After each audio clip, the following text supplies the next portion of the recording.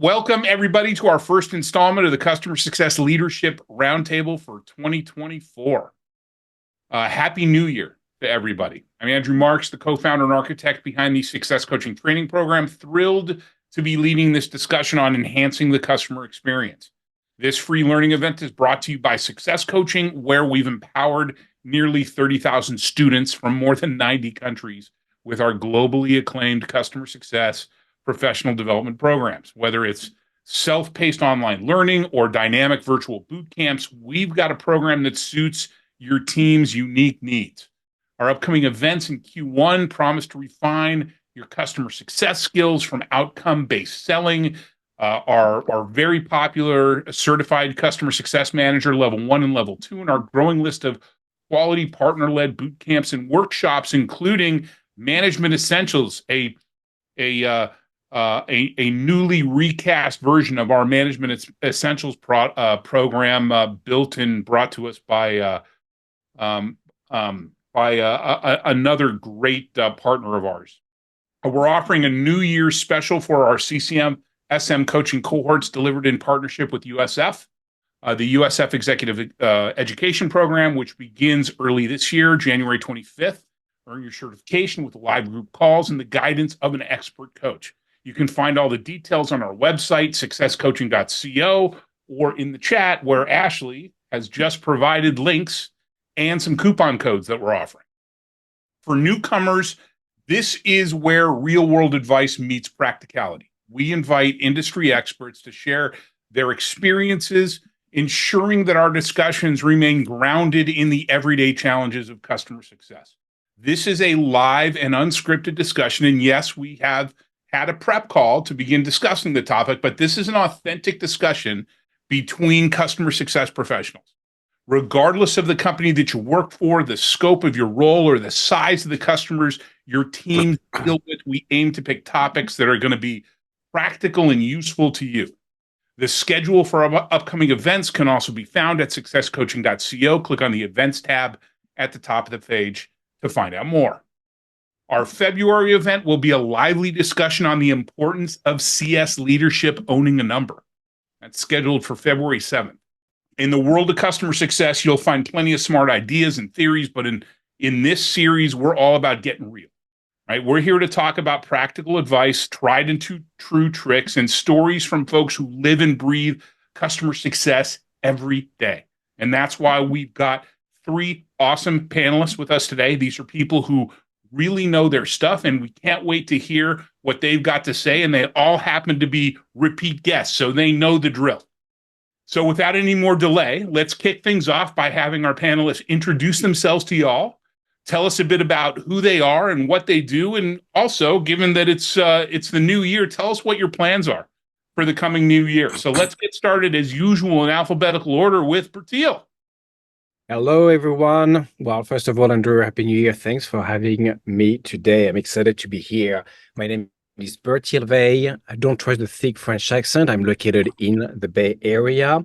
I'm currently working for Cloudflare. This is a leading CDN and cybersecurity firm as senior CSM. I'm focusing on my book of business is really around the leading Fortune 100, 500, located in the US, but as well abroad, and I'm working closely with their IT team. My goal, my resolution at a personal level for 2024, you're going to love it, Andrew, looking at your background, is my son, who is 6, and myself have bought a guitar each, and we are learning to play guitars, which is terrible, but this is how we're going to spend the year. I love that. I love that. Well, it takes practice. It takes practice. Unfortunately. Unfortunately, while there's a lot of guitars over there, I do not spend enough time playing them. But I did the same thing last year with my daughter. I gave her one of my favorite guitars, and she's learning how to play herself. But it's a fun thing to do with your kids. So, and I've been playing guitar since I was 10. 2 years. So, I'm just going to say, not going to tell you which side of 40 years that is, but it's somewhere 4 decades of playing guitar. Let's just leave it at that. Awesome. Thanks, Bertil. Guy, you're up.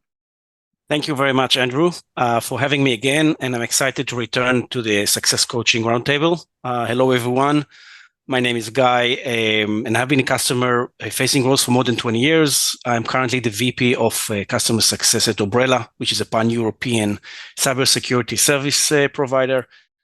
Started my career in software engineering and gradually moved to customer-facing roles, doing professional services, support, project, and program management.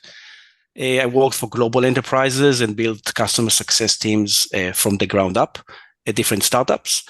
I also mentor CSMs and CS leaders. I lecture and I do my best to write on LinkedIn as much as possible. And I recently started my newsletter. And for this year, one of my main plans is to launch a new website, which will be called the cscycle.com. And for the benefit of the customer success community and sharing playbooks and resources that I've written over the years. Thank you, Andrew. Awesome. Thanks, Guy. I'm looking forward to seeing your launch, and I will make sure to share that with the rest of the community once you get it up there. Awesome. And last but certainly not least, JoJo. Hi, thank you for having me, Andrew. Glad to be back. Happy New Year, everybody. 2024 already. My name is JoJo. I am the Vice President of Customer Success at Fourth Down, which is a SaaS organization that caters mostly to pharma and life science companies. While my background is in psychology, I have spent the last 10 plus years in the SaaS, CS, and CX worlds. And when I'm not focused on improving customer engagements and mentoring, I'm also a board member for Women in Tech and Entrepreneurship, which has chapters across Florida and the US. This year, one of the things that I'm really focused on is just taking some time to show gratitude and reflect on wins and celebrate things that maybe sometimes we don't focus on. We always want to learn from our mistakes, but don't take the time to celebrate wins. So big on my list for this year. Awesome. That's a good thing to focus on, right? We need to learn from our wins and our losses. Yes. Right? We can only get better by doing some analysis of it. It's something that I'm constantly hitting people with in our courses. Awesome. Well, thank you all for joining us today. Let's get going with our discussion. In an era where customer expectations are always changing and the marketplace is super competitive, customer success plays a pivotal role. We're challenging the traditional ideas of customer service and suggesting that true customer success goes beyond just solving problems.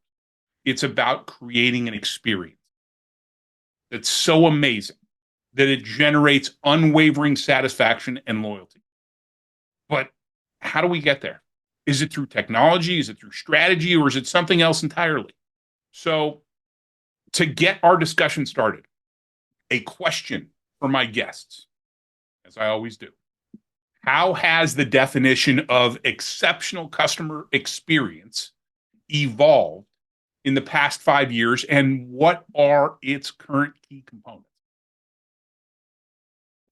I think that's a great question, and one that we often spend time reflecting on, because as you mentioned, Andrew, the space has changed so much, and not only client needs, but there has been openings for so many competitors to come in and fight for your clients. There's no longer that one market leader. There's so many different options. And in order to maintain that competitive edge, one of the stories that I like to compare this situation to is going to a new restaurant. Go to a new restaurant, sit down, you have exceptional service, but maybe the food wasn't exactly up to par. Maybe it was mediocre. Would you go back to that restaurant? Probably. Maybe the chef had an off day. Maybe the kitchen was busy, but you do remember that great interaction you had with your server, waitress, and the people that work there. So you're willing to give them another shot. And that is looking at things holistically. So we can no longer be just focused on adoption and retention rates, but we also have to be focused on exactly where red flag behaviors come up in the client relationship, where potential roadblocks can interject into goals or even some of the client partner relationships. And that holistic view will help us to be, again, above that curve. Yeah, I love that. I definitely agree that and your example is spot on. That even if the food is, you know, is even a bit mediocre, if the experience is good, I'm willing to give them another chance. Now, I'm very particular about consistency, Mhm. right? So, but that if the experience was good, I'll give it a chance and see if we can get to that consistency level I'm looking for. Guy, Bertil, Yeah. anything to add to that? Yeah, I'll take it slightly a different approach look at it from a holistic point of view. I think recent years cause all of us, I think, as humans, to be with less attention. We want things to be very quick, very simple. It's very quick. You can get someone's attention very quick, but you can also lose someone's attention very quickly. We maybe have forgotten, but we had COVID 3 years ago, and I think all of us learned to manage our lives in a more digital manner. So I think we have higher expectations from technology to be able to sort out most of the things in our life. And yes, now we are hopefully back to normal, but I think we kind of improved our digital muscle. I call it digital muscle that is stronger. And then we have certain expectations from whoever is providing us a service or a technology or a combination of both. And maybe I'll add another point is that, everyone expects things to be not just quick, but kind of effortless. So how much minimum effort I can put in to make my experience better. I love that. I have I have an experience with an insurance company that one of my I'm going to not going to state their name, but I've been incredibly frustrated with the fact that I can't pay my bill via ACH. In today, there's no way for me to pay my bill online. Right? I either need to fill out a manual direct deposit form and fax it to them. Right? Who the hell has a fax anymore? They still have fax. Send it to them and hope that they get it. And then it takes at least 90 days, 90 to 120 days to set up. And I looked at this I've never had, I had this experience, 5-10 years ago. But I went to my broker. I'm like, oh my God, you need to find us another carrier. Just the lack of the technology with this organization it has got to the point where I'm sending them 3 months worth of premiums and I'm writing them a physical check and mailing it to them. And to me, that's full of friction. You're making it difficult for me to do business with you. So I love that you brought up that point, right? It's a poor customer experience, and I'm pushing my insurance broker to find me another carrier because of it. For a good reason. I'm hearing two really exciting topics here from JoJo about the experience and from Guy, sorry, Guy, with the French accent, it has to be Guy, for the digital life, where we both have, when we think of vendor and the end user, both have their own digital journey, their own digital life, and their own experience forecasted what they do.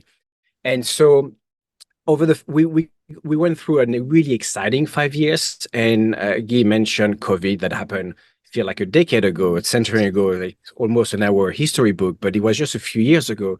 And when we tend to forget is during COVID, our IT vendors and overall vendors had to catch up really, really quickly with technology, simply because we will no longer be, for the foreseeable future, in touch face to face to conduct business. And so when you think of IT vendors, when you think of how can we communicate regularly with the end user and the end user with their vendor, a lot of work had to be done. And we saw as well a lot of exciting new technology. So this is where the experience and digital journey through COVID just kind of coincide. My point is, I think today I'm excited about this technology, both on the vendor side and the end user side, because it's our chance to be even more human than we used to, because we've been relying on technology and we've been craving for this experience almost as an emotional level. And I think on the customer experience, we have amazing tools today to be able to as a self-service, to provide solution, to our client, but at the same time for the client, they are eager, and back to the facts point, Andrew, being French, I think facts is great, but I would love to, we're rather sending emails, but it's to find the right balance post-COVID between empower client to find what they need on their own, while being here on demand and being essentially proactive, not only for ticket, but proactively reach out to add value to our partnership.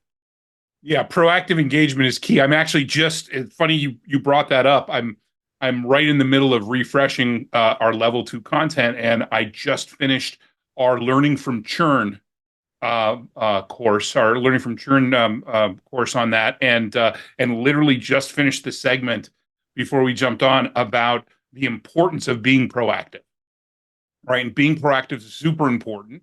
And one of the ways in which we can be proactive, which kind of leads me into, it kind of dovetails nicely into my next question, is through data analytics, is through understanding what's happening, right? That gives us some clues on what's happening in the customer base, and we should be using that type of information. So in what ways can data analytics enhance our understanding of customer needs and expectations, and then how can this information be practically applied to improving the customer experience? I'll hop in and say, I mean, there's so many different ways, but one of the most efficient ways is obviously taking a look and identifying any trends and being able to forecast the next year using those trends. If in, one of your accounts is higher usage in the first quarter of the year, that next year you need to prep for maybe more hands on deck there, more time, amp up servers, whatever that looks like, to get ahead of any roadblocks that might come with the added need or support that's needed. And because that might be signifying a some sort of seasonality to their business. Exactly, or anything, and maybe even digging into that. There was a situation where we had a boost in hours related to reporting, and wanting to dig into that. Was it because we had a big reporting need? Or was it because there was a knowledge gap somewhere that was causing people to take a little bit longer to review reports or set them up? But yes, definitely data analytics in regards to forecasting and identifying those things. Bertil, I love that you raise your hand. You're so I raise my hand as well. So it's so French. It's so French of you. Yes, please, Bertil, what do you got? I'm sure we all heard the expression "data is the new oil of the digital economy." And I'm going to leverage my 6-year-old. My son and I have a passion. We love Legos. And when we go to a Lego store, it's essentially what we do when it comes to data. Like, there's just so much. There is so much.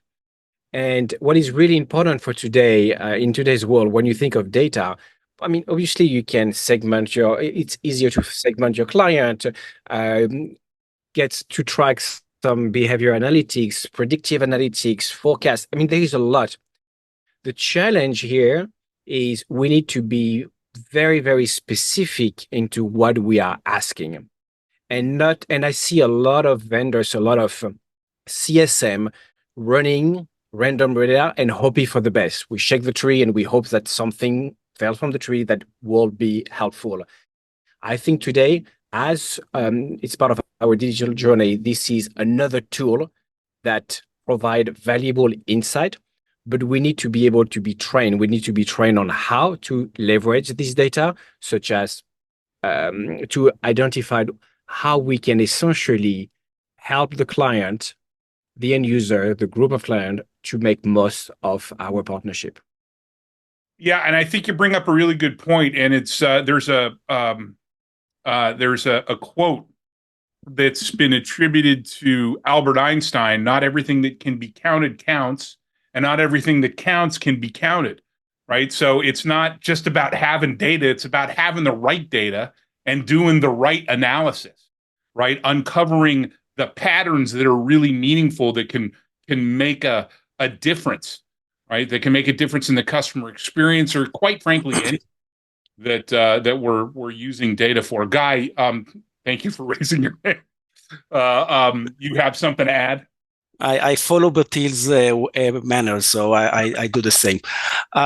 I do want to add that having data is, as you said, is important. But I found it based on my experience that if you share the data between the product team, the engineering team, success, even sales, the fact that everybody can speak the same language, everybody can see the same data, you have the same data repository, then customer success can build their own dashboards, product team can build their own dashboards, but we have a good common basis for discussion, which is one aspect. The other aspect is, we need to compare it to something. So do we have any baseline in place? When we have a certain journey that the customer takes, certain flow, or certain behavior, certain metrics, what do we compare it to? We need to look at the trends, we need to look at the averages, we need to look at the different aspects. So I think if you start first with a certain repository that makes sense and everybody can agree that everybody speak the same language, you can start monitoring correctly, assuming you have some baseline, or you need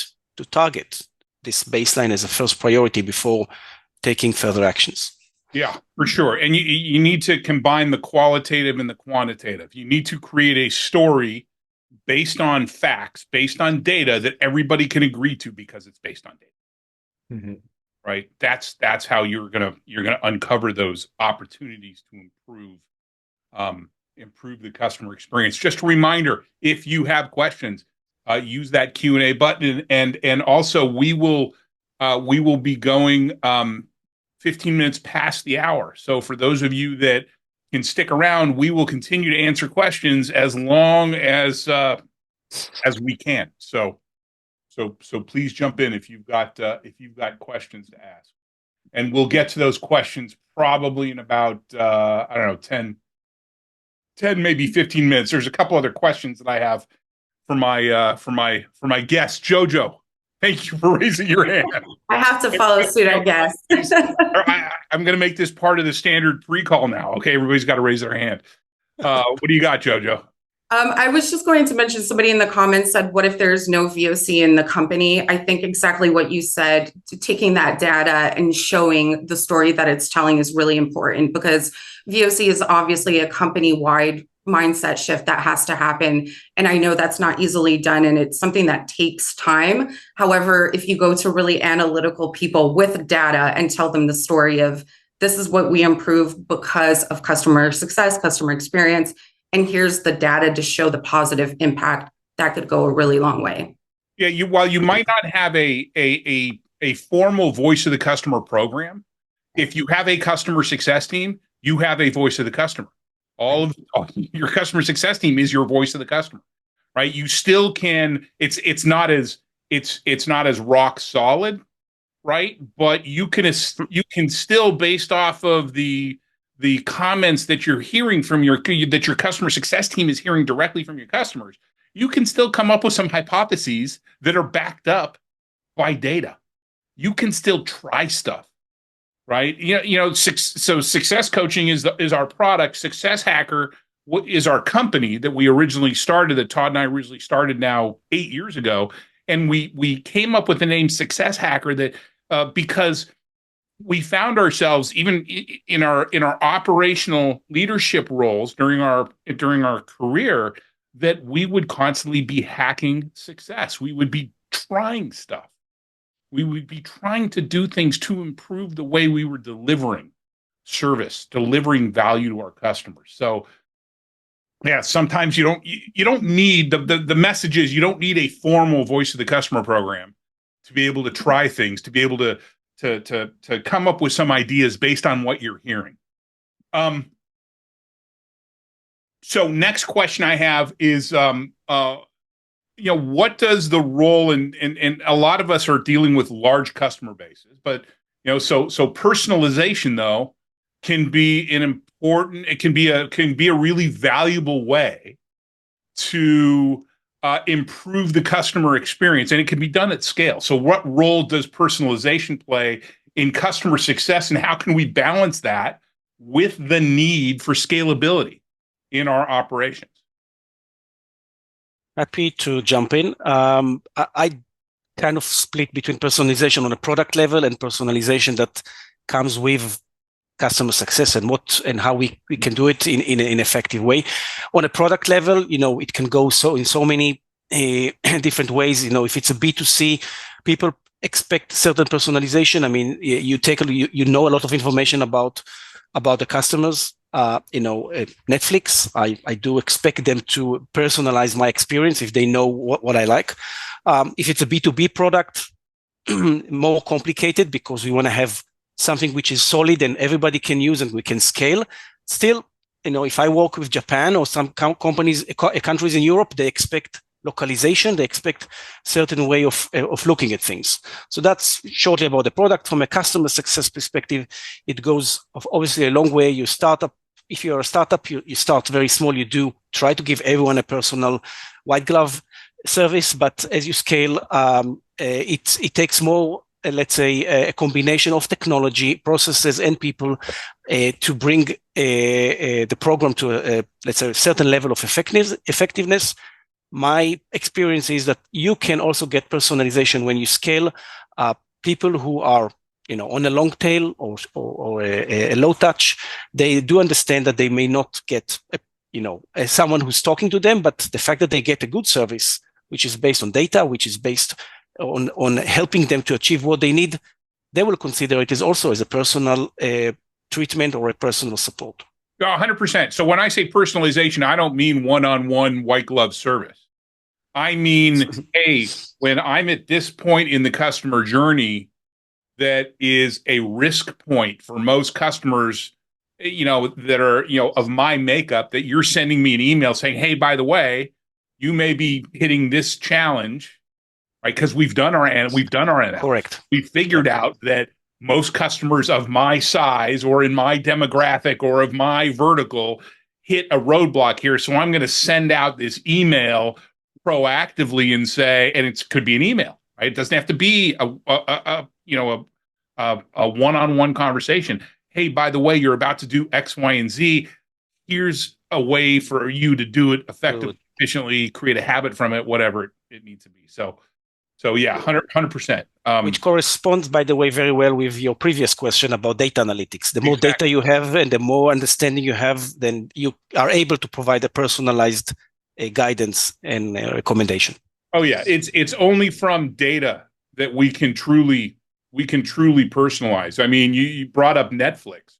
I actually used Netflix in my learning from churn content as well as an example of how Netflix, based off of my viewing behaviors, constantly is recasting, hey, here's some things that we recommend for you. And my Netflix queue is very different from my daughter's Netflix queue, from my wife's Netflix queue. As a matter of fact, I get a bit annoyed when I get on and my daughter's watching on my Netflix account, and I'm like, why is it giving me Barbie? I have absolutely no desire to watch Barbie, right? Because it's made that assessment, it's adjusted, it's given me this real-time personalization. And of course, my gardener is blowing leaves right outside my window, so I'm going to put myself on mute. Bertil, go ahead. Thank you. I would like to jump quickly on the Netflix piece to share an experience within our digital journey and specifically the customer journey. We all start the year with a new membership at the local gym and with really, really smart content available on Netflix. I want to watch this really good 6 hours documentary about what happened in the medieval times, specifically around that type of weapon. And we end up watching B movies. And what is it? I think customer, when you start the year and we said, okay, let's sit down, let's have an executive engagement, let's just identify your top priorities. Often we end up at the end of the year in a different place that we were hoping to be, simply because they Netflix us. They Netflix what they wanted and end up somewhere else. So this is where it's very important to keep track of the customer journey that starts even in the pre-sales motion. We're talking about hyper personalization, and this is where you set the limit of what the customer is about to acquire with your solution. Make it very clear during the onboarding. This is what your subscription includes, X amount of hours with a human, and at the same time, leverage your own digital journey, leverage your own solution to have as much self-service as possible.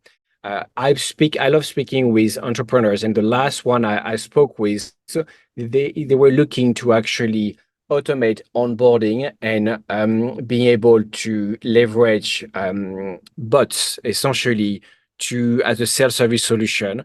And what I found out is this communication will not start during the onboarding. It will start post-sales. So as a result, Andrew, you have a question, you end up having just random information. What is interesting is to have this proactive bot reaching out about specific topics that have been encountered in the past.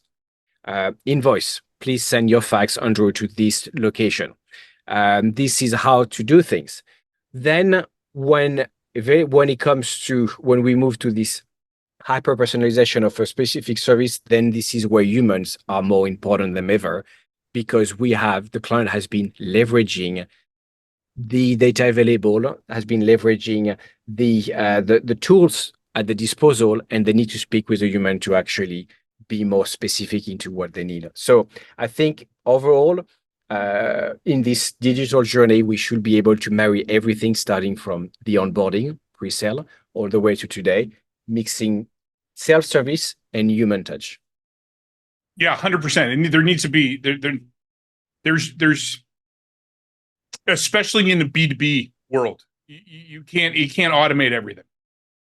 There's got to be some human interaction, some human touch, and we'll get to. I know everybody's thinking, okay, so when are you going to get to AI? So we're going to get to AI in a sec. Okay, it's definitely it's going to be one of our last questions before we take questions.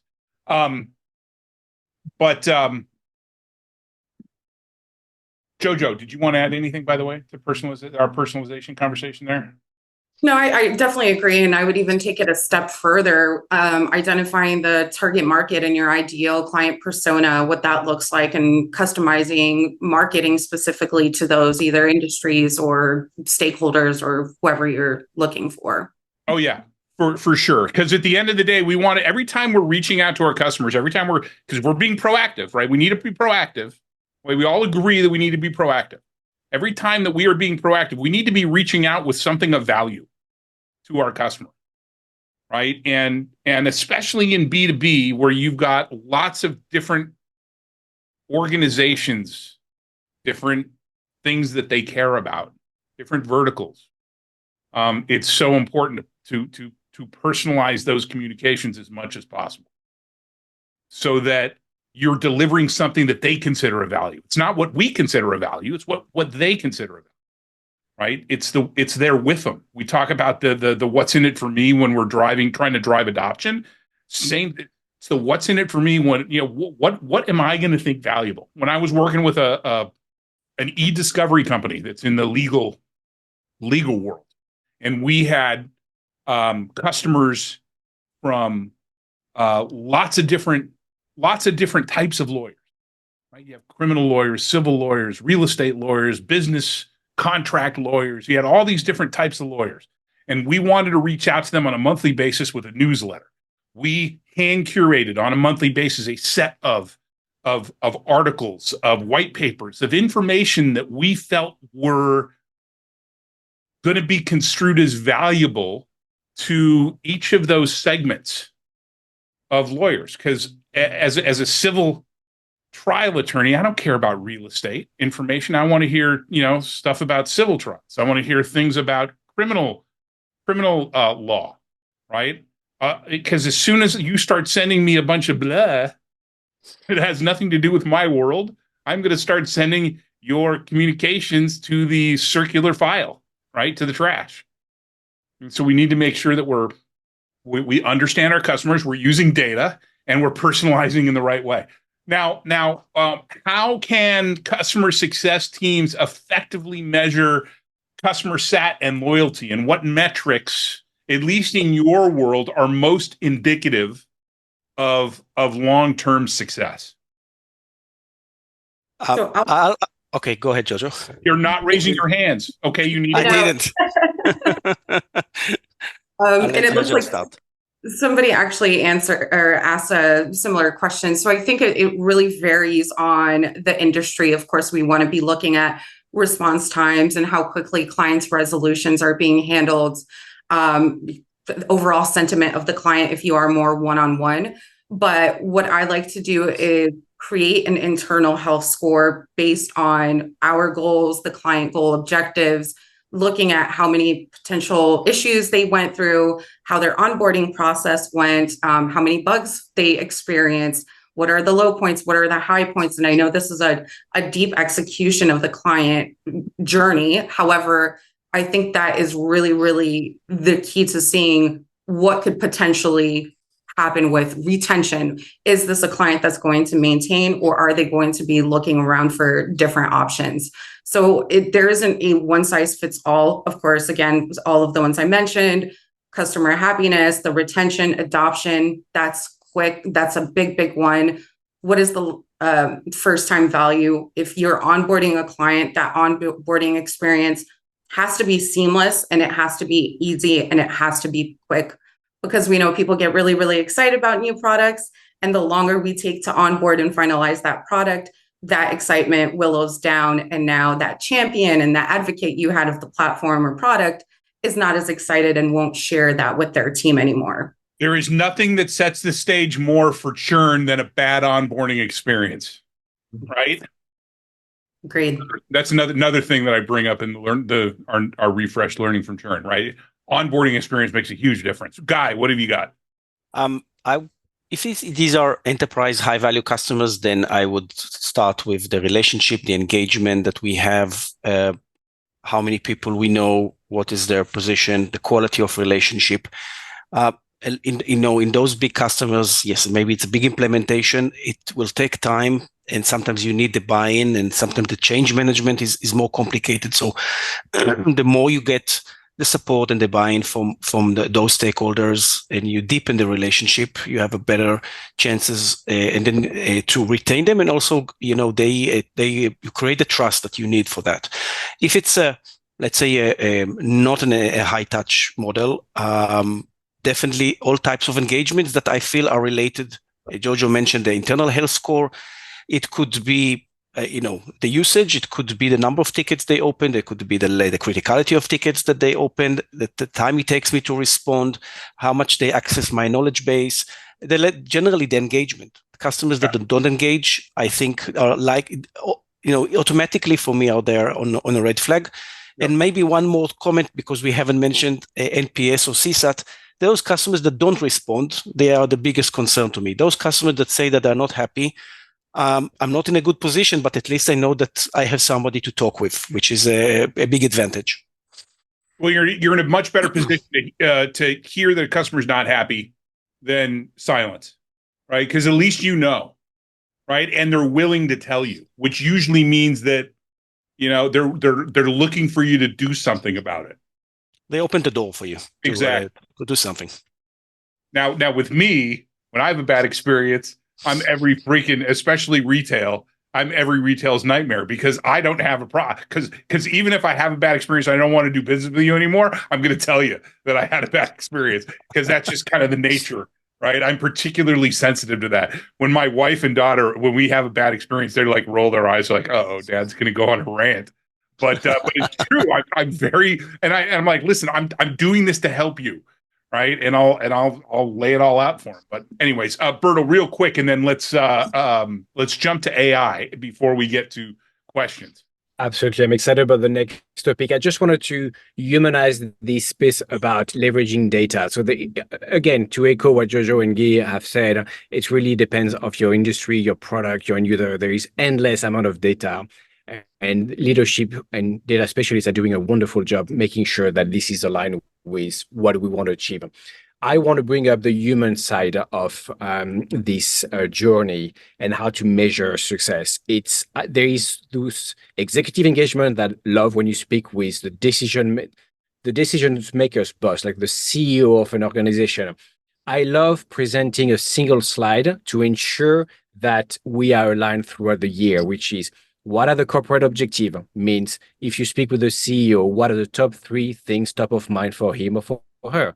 what are the mission critical priorities? How at a VP level will be this vision will be grounded, and then underneath those initiative, how the doers, the users are going to implement that.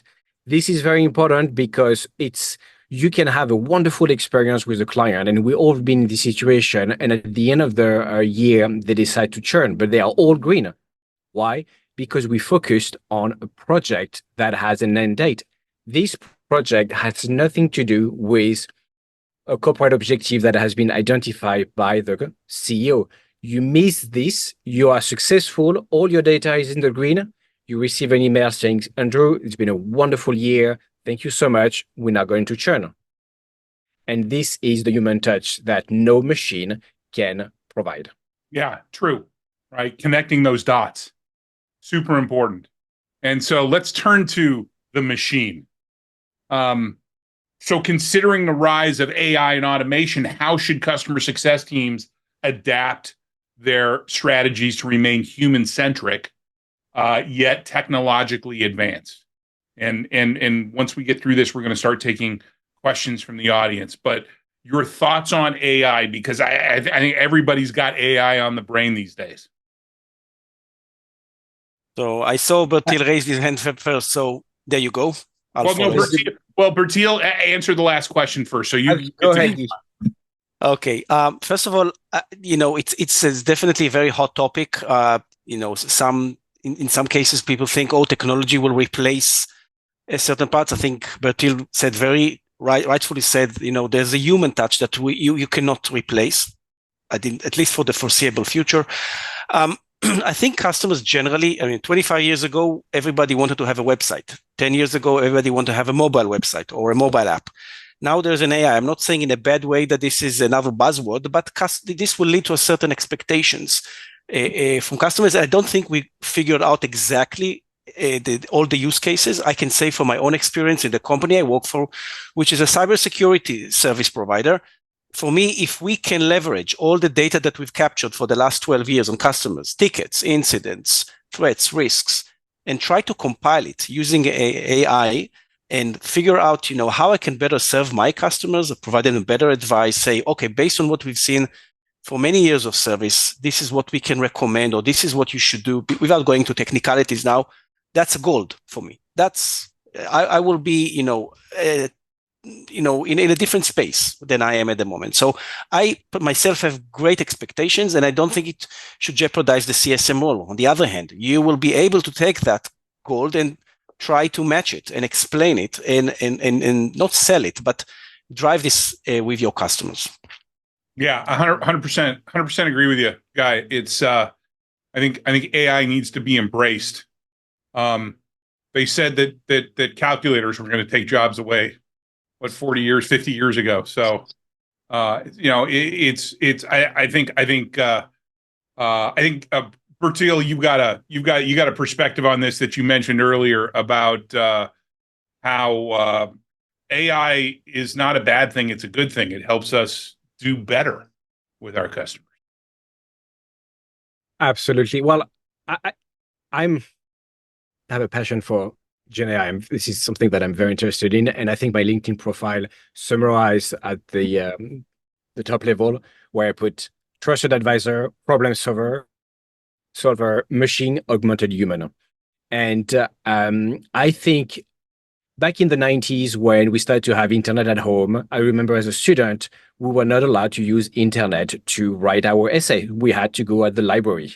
And I think internet, AI, and all those new technology are just the same. It's a perspective. It's learning to leverage those solutions to be more productive, deliver more, and have more time to do the thing you actually love and engage face-to-face with your client. It's not a way to cheat or to cut cost. It's a way to be more efficient. And this is a reason why I think it's so important for every one of us, especially in the CSM's world, to be able to leverage those tools and being able to make the most of those tools. I use generative AI to help me to be more productive and think critically of my client. And that gives me more time to actually speak with the client. And that's the thing, right? That's the ultimate goal. Can we free up, can we make our customer success teams, can we free up their time from the analysis and the mundane administrivia so that they can spend more time noodling on how can I help my customer get more value out of what we're offering? And AI provides that opportunity. That's why I was really excited about the advancements in generative AI. And I posted something on LinkedIn early last year talking about how we shouldn't be scared of AI. We should be embracing it. Having done this for as long as I have and hearing from students from all different walks of life, one of the common themes is I don't have enough time to do what my boss needs me to do. They just laid another, 50 customers on me. AI allows us to scale. It allows us to scale the one thing that we do best, right? That's that kind of critical thinking and problem solving that we can do to help customers get as much value as possible. JoJo, what have you got? Yeah, I totally agree. I mean, the reality is that AI is here to stay. So in some capacity, we have to learn it and be comfortable using it, but how we leverage it and where we leverage it is going to be important. Of course, if you quickly ask Siri, where's the nearest grocery store, she's going to respond, and that's saving you the task of having to look everything up. But I'm not going to ask Siri for help when I'm running into a serious issue. And that would be the same sentiment with your clients. You might want to leverage AI to help reset passwords or simple tactical things.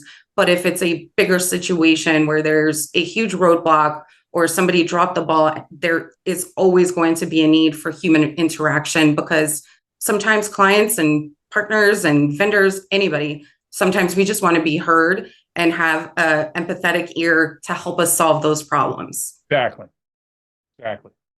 All right, let's take some. We've talked about. See what I tell you during our prep call.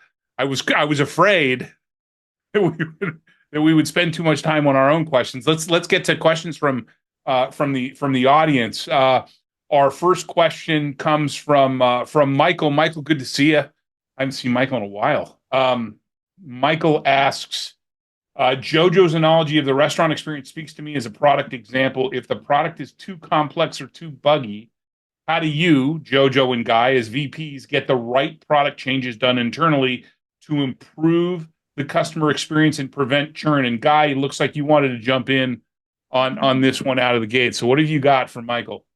Yeah, very good question, Michael. Having been in a few startups, it's your reality to handle, let's say, not mature enough products. First of all, I found that there was a very good value in partnering with pre-sales and product on this one. Pre-sales, as they did a lot of POCs, found a lot of issues, which we found as well during implementation or onboarding or later on. So that helps also to kind of understand what the priorities are and then have a meaningful discussion with product. There is always the case of some very difficult bug that may have a bad impact on customers, and then you should be able to stand in front of customer and explain it. And I don't think there is one way to do that. It very much depends on the impact.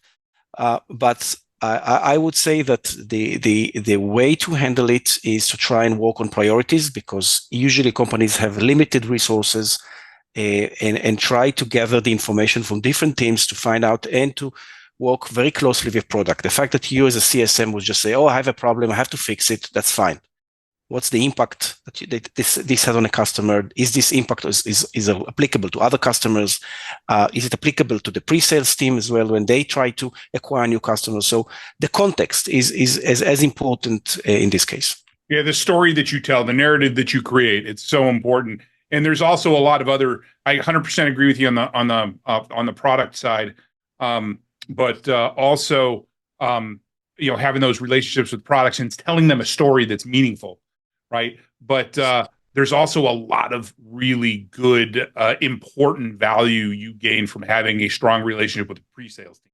that was something that I was always coaching my teams on. Like, we have to partner up with pre-sales, and a lot of that had to do with outcome-based selling, setting appropriate expectations. The pre-sales team was the team that I wanted my post-sales team to have the best relationship with. And one more thing, they sometimes come up with good workarounds. So you have a bug that will not be fixed in the next few weeks or months, and then there's a good workaround that they managed to find, and you can use that as well. Yeah, for sure.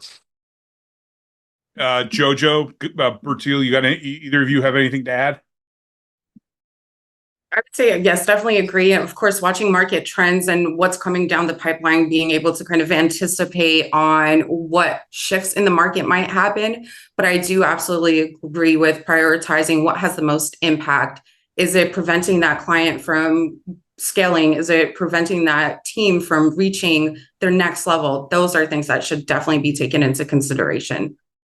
And also the broader customer base. How many customers does this affect? One of the things that I also find very valuable is attaching a revenue number to this. Here is our potential revenue loss or our potential upside, right? At the end of the day, when you can come in there and say, hey, we need to make this change, and by the way, it's worth this much of our revenue, that really motivates teams to prioritize.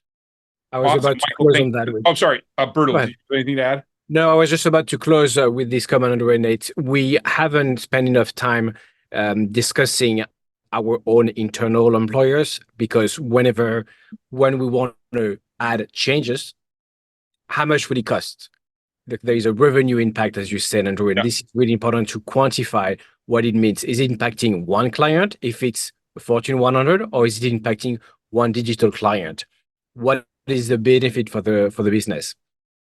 Yeah, because at the end of the day, while we want to treat all of our customers with the same level of respect, we're not going to treat all of our customers, right? So if I got a digital customer that's earning me $1,000 a year and they want a significant change, and I weigh that against the enterprise customer that's paying me $100,000 a year and they want a significant change, guess what?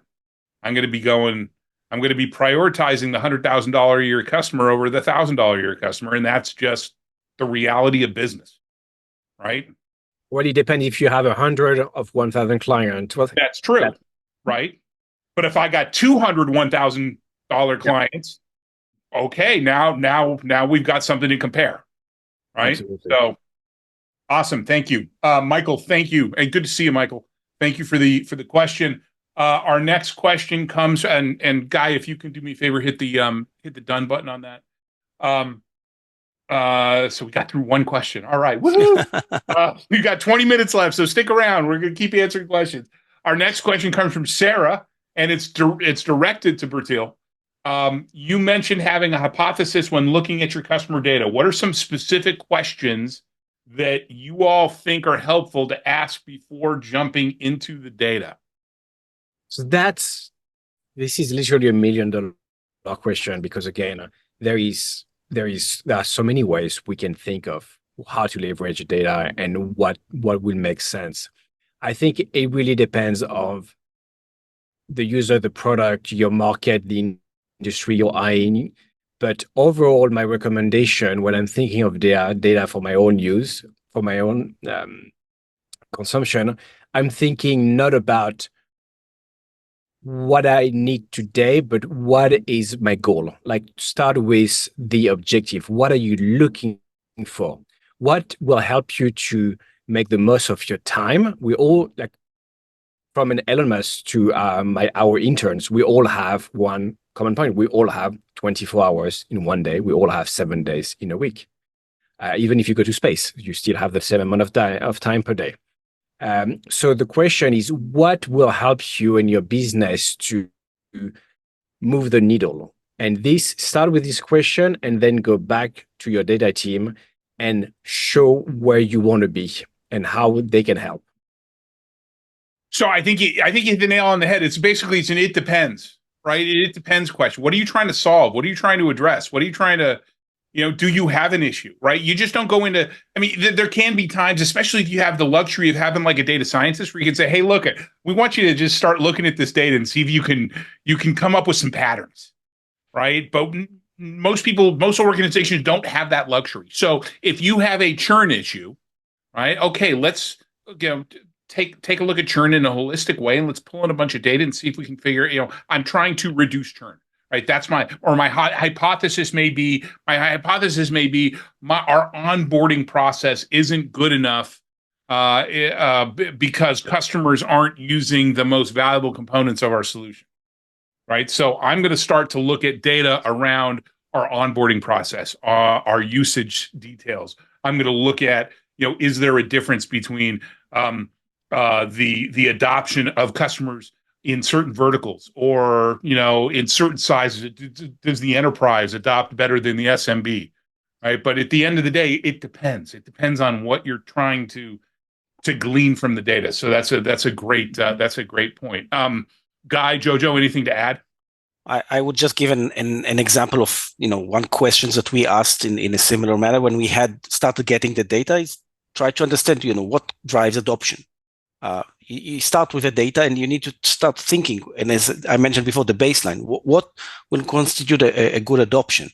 And that's partially data analysis, partially also you understanding the customer, talking and getting some feedback to understand, if you're in the right direction. That's the qualitative and the quantitative, marrying the qualitative and the quantitative. And again, focusing on your specific industry, because what might be a great retention rate and baseline in one industry is not a great retention and baseline in another. 100%. Yeah, everybody's different. Every industry is different. Cool. Thank you. Bertil, hit the done button on that. On Sarah's. Thank you, Sarah, for the question. Our next question comes from Ola. Kind of a generic question, but let's have each of our guests jump in here. It looks like Guy, you want to go first. What's the biggest challenge for the CS role in 2024? So, Guy, you're up, and let's do it. I'll try to do it quick, although I can probably speak about it for an hour. Yeah, that's why I caveated it. I think one of the, I would say two things mainly. One of them we spoke about, which is AI. It's not a challenge, but something that we need to see how we use and embrace. So I will not repeat the same thing. Yep. The other thing is and I think it's a matter of what happened in the last year, how we continue and evolve customer success to be a revenue center and not considered as a cost center, and how you could be more influential, not necessarily selling, but enabling and driving revenue. And I think customer success is in a very good position to do that. You just need to be a little bit trained in the right mindset and have some additional skill sets to do the job. So I would say definitely this is something that we need to take into consideration in 2024. I love that. We're actually, like I mentioned at the opening, we're going to be doing our next CS Leadership Roundtable in February. Is going to be talking about CS leaders owning the number. I'm joining this, even if. Yeah, you want stuff. You need to own a number. I'm going to prepare some questions already. Yeah, good. Bertil, what do you got? Just one word: time. Time. Okay. I think we have time, but we don't. Last year, I remember after the summer, I was joking with a client and said, "Oh, you're going to see in a few days, we're going to wish each other a happy Thanksgiving." It came in no time, and so when I look back in 2023, I didn't have enough time to do what I wanted to do. And getting into 2024, I want to find a way to be more productive and not get back the time, but be more meaningful and efficient in how I'm spending my time. I think that's where AI can play a huge role, right? Because time is a finite resource. Yes. JoJo, you got anything to add to Ola before we move on?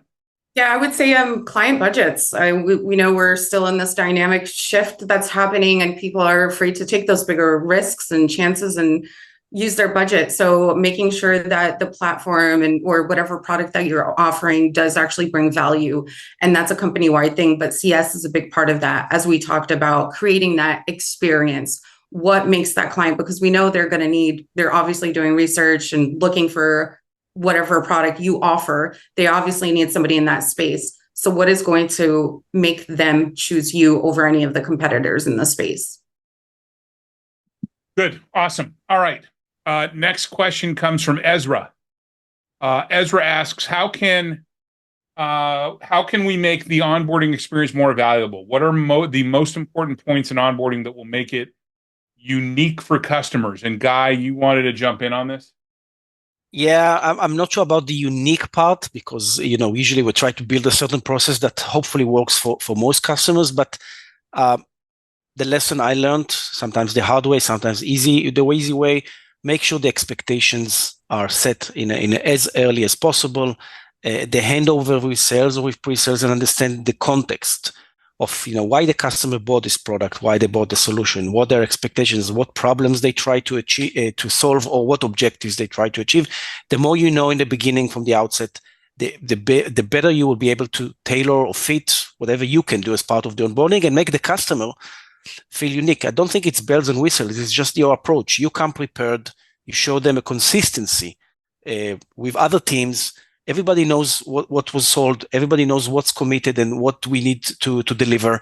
And customers feel that, already unique in their own way. Yeah, I love that. And I think you've nailed a lot of the key aspects of onboarding. And it's that handoff. Actually, I like to use the term handshake because it really is a handshake. It's not just a handoff, right? It's a handshake. It's that handshake from pre-sales to post-sales, and it's expectation management, and it's and I think that probably the biggest way, from my perspective, to make the onboarding experience more valuable is for those of you out there that are responsible for the onboarding experience is to empathize with your customers and understand the customer's perspective as you're building out that onboarding experience. Bertil, what do you got? I've got two things: assumption and storytelling. A good onboarding. So we all go through these challenges. Pre-sales motion, somehow you end up in in front of the great wall. There is very limited information that go through this wall from pre-sale to post-sales. We're able to do that. Assumption and storytelling. Bring your own assumption to this business and say, this is why you sign up with us. This is our assumption about what is important for you. And this is our assumption of where you want to be at the end of the year. This is your time to be wrong, and they will appreciate that because you're going to put your best foot forward. Thank you so much, Bertil. You're absolutely wrong. This is wrong. This is actually what we want. And you will not have that if you don't ask this question with this assumption. Storytelling, based on the industry, based on our assumption, come up with insight and storytelling. Hey, Andrew, we have a client in this position, different industry. This is what they're doing. This is how they're leveraging us. Those clients who are onboarding do not know well your product. Help them to make the most of it, again, by thinking of the value added and not with the product itself. They don't care about driving. They want to be able to go from one point to another. Make sure that the experience is optimal for this journey. As frictionless as possible. JoJo. What I was going to say, fast and easy is the most important thing, seamless. And of course, you can't leave anybody out in the dark. That's the worst time to abandon clients, is when they are trying to onboard and get things done quickly. Should be optimized and reviewed biannually, if not more, and should certainly have its own set of KPIs so you can always track for efficiencies. Yeah, and I also like to understand how the people who are involved in the onboarding process compare to one another, right? If a guy is taking 5 days to get something done that JoJo is only taking 3 days to get something done, and she ends up with a higher customer sat score, what can we learn from the way JoJo is delivering that onboarding experience that we can then teach to Guy? So everybody's so focused on trailing indicators and they're so focused on the KPIs at the higher level, but what about your teams? How are your teams performing? Right? This is not to kind of, it's not to point people out of doing a bad job. It's to try and raise everybody up.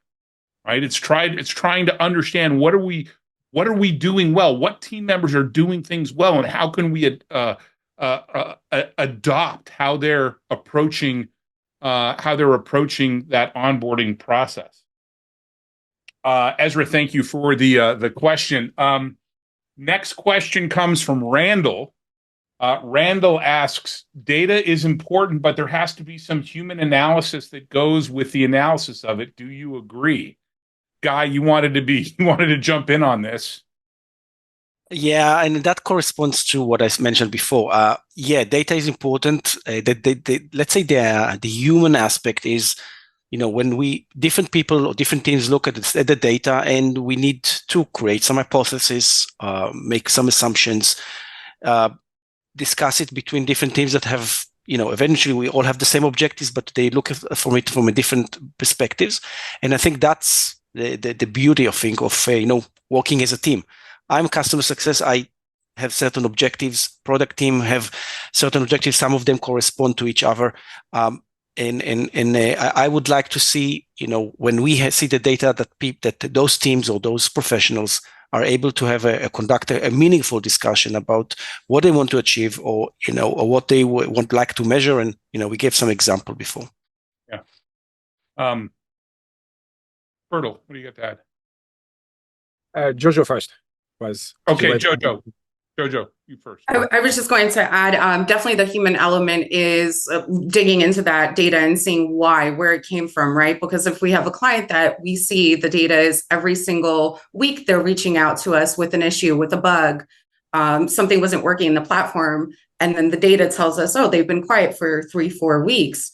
Did their issues get resolved, or did they just give up and now are looking for alternative solutions? Yeah, that's definitely could be a red flag. Bertil, what do you got? Realize that, just to echo what JoJo said, I think it's a beautiful tandem. It's data and a human on this long bicycle, human first, data behind. At this stage in our digital journey and in 2024, one cannot come without the other. And so we need to drive, and data analytics needs to be right behind on this bicycle. But without it, it will not work as well as possible as we are expecting. Without one of each other, yes. Guy, hit done on that. That actually, though, kind of leads nicely into this next question from T. Mondelli, who asked us to provide some use cases on how you use AI outside of data analysis. I actually use AI a lot outside of data analysis. I don't do a whole lot of data analysis right now with AI. I can say on a personal level, when I post on LinkedIn, I started playing up with the AI image generator to see, what nice pictures they can bring. It's a nice way of trying to tell the machine what type of story you want to tell, which in a way, I think as customer success managers, if we spoke before about the human aspect, we need to know how to ask the right questions. So I'm trying to practice myself how I ask the right questions and try to get the machine to portray the right image. The second thing, which I do sometimes, I write my own posts, and then I take the same topic and I just put it in ChatGPT, and I'm trying to see if the post that ChatGPT wrote, if I think it's better than mine. I will not reveal my answer about what I found. Keep it for myself. Okay, Bertil, what do you got? I would like to raise a danger actually here on when it comes to Gen AI platform. This is a great way to be more productive. Review when you draft a difficult email to a client who hasn't paid, when you are looking for something specific to understand a technical question. There is one thing that is very important, both for your personal and professional life when we are leveraging Gen AI, is Gen AI will never say, I don't know. They will always come up with a response. And so this is the reason why it's so important, whatever you do professionally or for personal reason, to never rely on the data that's been generated via machine, because again, they are not being trained. It's not being trained to say, I don't know. When you Google, when you do some search online, you can figure it out if this is not aligned with what you want. If you rely on generative AI platform to deliver the content, you need to double check that it is aligned with what you want to communicate. Yeah, it's with the power comes some the power of AI comes some dangers. I use AI in a similar way, Guy and Bertil. I use it to validate things. Sometimes I feel like something I've written is too complicated, so I'll ask it to simplify. And it's incredibly powerful and helpful to do that. But it's not about just, hey, create this post for me and copy paste. Yeah. Right. I've used it to do some brainstorming. I've done it. It's helped me streamline some outlines. It's like having a second set of eyes looking at something and saying, okay, does this make sense? Is it structured right?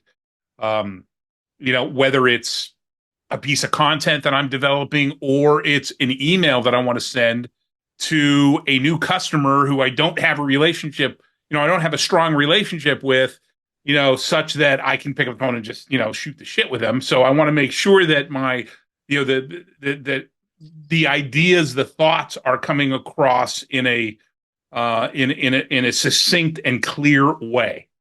And so I could spend half hour, 45 minutes kind of writing something, walking away, going back, looking at it again, going, wait, that's not what I'm trying. Or I could sit there and take it and throw it into Chat GPT and say, okay, how do I simplify this or this type of audience? And it picks something out. And it's a hell of a lot closer. It may not be exactly what I use. It's going to be a hell of a lot closer to what I ultimately want to message to this. So, any last comments? I think we're at the end of our conversation, so we're gonna roll out of here. Awesome. So we're at the end of our time for today. I think it was a great conversation. That's what I expected with this group and for this topic, but it's not what I think. It's what all of you think. So please let us know by posting your feedback on LinkedIn and tagging either myself, our guests, or Success Coaching, or all three of us. All three. I want to thank my guests for spending the time with us today and for the ideas, the thoughts, the insights, the best practices. Thank you very much. One final note, great CS leaders know that they don't have all the answers, but they know where to get them. That's why we created the CS Leadership Roundtable, to harness the knowledge and experience of the community to help improve everyone. Once again, we hope to see you next month on February 7th when we're going to discuss CS leadership, owning a number. Until then, make sure you are making space for yourself and your mindset every single day. Have a great rest of your week and month, everybody. See you next time.